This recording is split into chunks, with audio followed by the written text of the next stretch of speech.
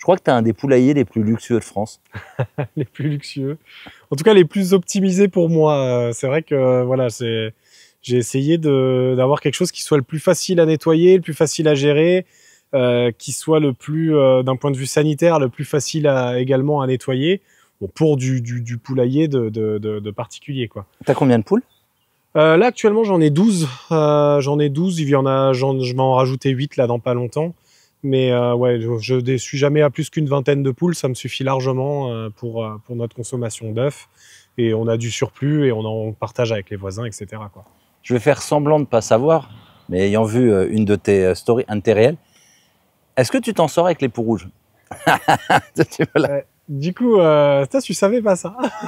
Genre la découverte. Du coup, les poux rouges, alors il y a 4 ans, j'ai eu pas mal de problèmes avec les poux rouges. J'ai eu pas mal de soucis et donc je me suis dit qu'il fallait que je trouve vraiment une solution durable. Et ça, en fait, c'est une technique qu'utilisait une personne en Autriche que j'ai découvert pendant notre voyage.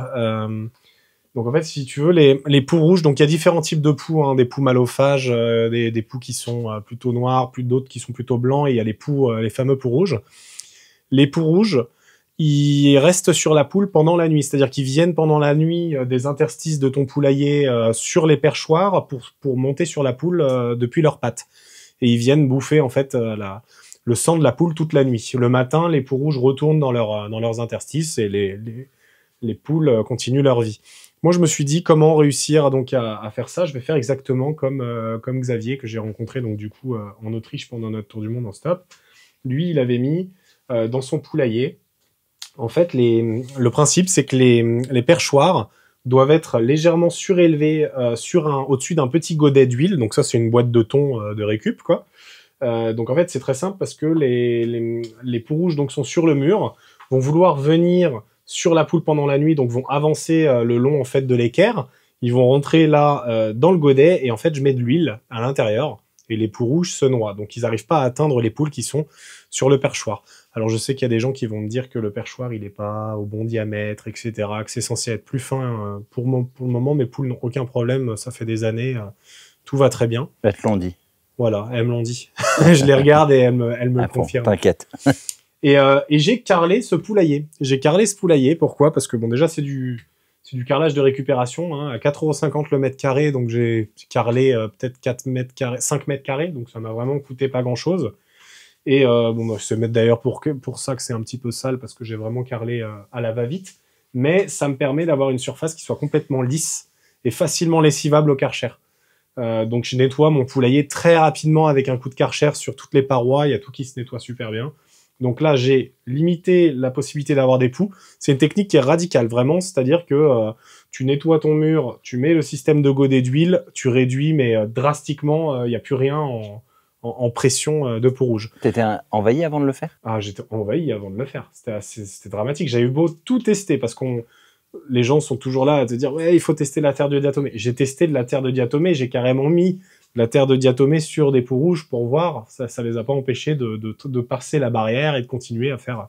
Donc ça ne marche pas aussi bien qu'on le dit. J'ai essayé beaucoup de choses, mais vraiment beaucoup de choses. La cendre, ils y ont accès, hein, et ça limite, mais ça n'empêche pas. Et donc, quand on a une forte pression, moi je pense que c'est certaines poules, ça vient certaines fois des oiseaux, mais c'est certaines poules que tu achètes aussi qui sont potentiellement porteuses de quelques poux qui sont restés de la nuit et qui viennent te les amener, quoi. Donc voilà. Donc là, j'ai réglé mon problème de poux rouge, j'ai plus aucun problème. Ensuite, ma nourriture, elle est surélevée pour les rongeurs. Avant, c'était au sol, donc forcément, les rongeurs, les souris arrivaient à facilement aller dedans. Maintenant, c'est surélevé. J'ai vraiment plus du tout de rongeurs comme j'avais avant. Avant, j'ouvrais la porte du poulailler. Ça m'arrivait de voir des rats, des souris courir. Ça a complètement limité également. Et j'ai ces petits pondoirs qui sont hyper intéressants. Pourquoi? Parce que donc la surface, elle est carrelée. Et en fait, ces petits pondoirs, en 2 secondes, je peux les enlever, les nettoyer. Excellent. C'est du plastique, donc ça se nettoie facilement.